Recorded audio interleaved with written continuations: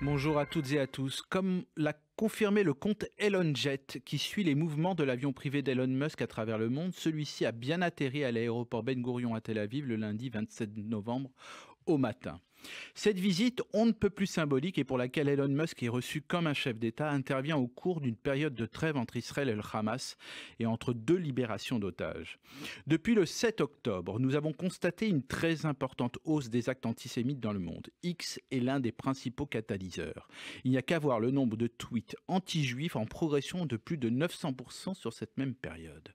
Cela concerne tout autant la plateforme dans son ensemble que son président qui lui-même se trouve au cœur des polémiques. En effet, la semaine dernière, la Maison-Blanche a accusé Elon Musk d'avoir osé propager une promotion abjecte de la haine antisémite et raciste dans l'une de ses publications. Sous un post affirmant que les personnes juives encourageaient la haine contre les blancs, le patron de Tesla et SpaceX avait commenté « Tu as dit l'exacte vérité ». Une partie de ses followers s'en était émue et avait réagi. À juste titre, car le penser en privé est une chose, l'affirmer à voix haute au gré d'une conversation en est une autre, l'écrire et l'assumer sur un compte public est encore une étape supérieure. Cela semble relever d'un courant de pensée bien trop rodé malheureusement ces derniers temps.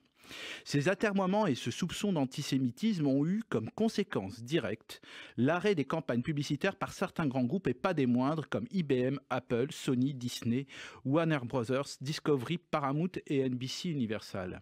Cette visite, au-delà de son aspect opportuniste lié à Starlink, sa société de connexion Internet par satellite pour pouvoir l'exploiter sur tout le territoire israélien, revêtait aussi une certaine symbolique allant bien au-delà des contrats commerciaux. L'exécutif israélien avait bien préparé les choses. Dès son arrivée, Elon Musk, accompagné par le Premier ministre Benjamin Netanyahou, s'est déplacé à Kfar Aza, où il a pu voir, sous la pluie, les ruines de certaines parties du kibbutz. Il a ensuite participé à un Spaces, une interview en direct sur X avec le Premier ministre israélien. Enfin, il a eu droit au visionnage du film de 43 minutes qu'on appelle le film du Hamas. L'après-midi, il a rencontré le président Isaac Herzog avec des familles d'otages. Je cite le président israélien. « Nous sommes inondés d'antisémitisme et la haine des juifs impacte le comportement d'êtres humains dans tant d'endroits dans le monde. Vous avez un rôle énorme à jouer parce que les plateformes que vous dirigez, malheureusement, abritent beaucoup de haine des juifs et d'antisémitisme. Je pense que nous devons discuter de comment combattre cette haine. Cela commence toujours avec les juifs et ne s'arrête jamais avec les juifs, a-t-il dit à Elon Musk. Alors, peut-on imaginer que ce voyage ait pu changer les choses et surtout modifier l'état d'esprit d'Elon Musk? On l'a vu concerner, prendre de nombreuses photos, parler, prendre conscience de l'ampleur de la situation. Il a même dit à Benjamin Netanyahou, Israël n'a pas d'autre choix que de détruire le Hamas. Il a rapporté avoir vécu un jour émotionnellement difficile en se rendant sur les lieux des massacres et en visionnant le film dans lequel les meurtriers se réjouissaient.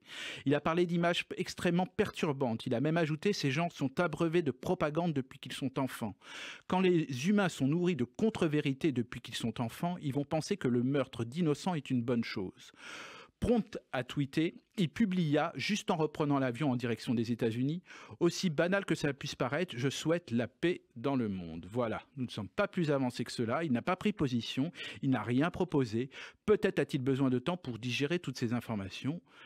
Nous allons quand même peut-être l'aider un petit peu. Si Elon Musk souhaite améliorer X en un éclair, la première grande mesure à prendre devrait être la suppression de l'anonymat. Ainsi, nous limiterions le pouvoir de nuisance des révisionnistes, des négationnistes et autres faisant l'apologie du terrorisme. À la semaine prochaine.